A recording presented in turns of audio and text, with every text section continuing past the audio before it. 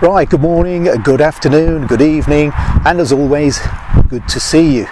Well, I did say in my last video that I might only be visiting the Glencar construction site here in Royston perhaps twice more, and here is the first of those twice mores.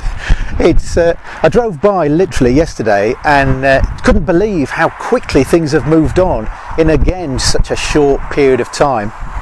And what's happened this time is that you'll see in a moment that all the trees and the landscaping has started to go in, and looks like it's actually finished, to be honest. The lovely soil is down, all the little plants are in there, the car parking area and the sort of loading bay areas and the paved areas, they all seem to be as they should be, and now all the sort of ancillary equipment and bits of fencing and other bits and pieces have been moved away.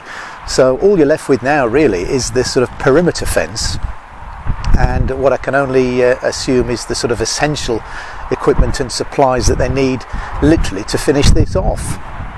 I do believe that they're on target for their, I think it was the 8th of November when it was due to be completed, and I have to say, based on what I've seen, I don't see any reason why that's not achievable.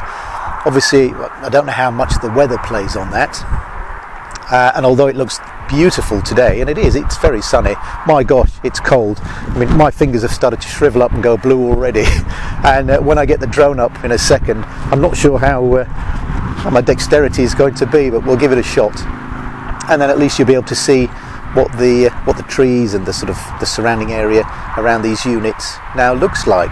But all in all, it's been a fantastic journey, this, watching the site develop from the earth being flattened in the first place, and then the sort of concrete footings going in, and then the steel structures going up, and then the cladding, and I mean, it's been an absolute joy for me to watch this unfold.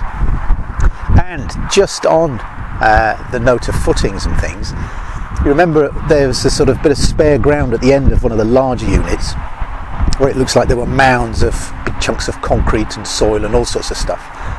Looking across now to my left, and you'll see on the video, that's now all virtually completely flat, and I think what it was all the topsoil and the earth that they removed in the first place was sort of stored there, and now all that topsoil and other bits and pieces from there has now been put back. So that's what obviously has covered the floor for the plants and the trees to go in.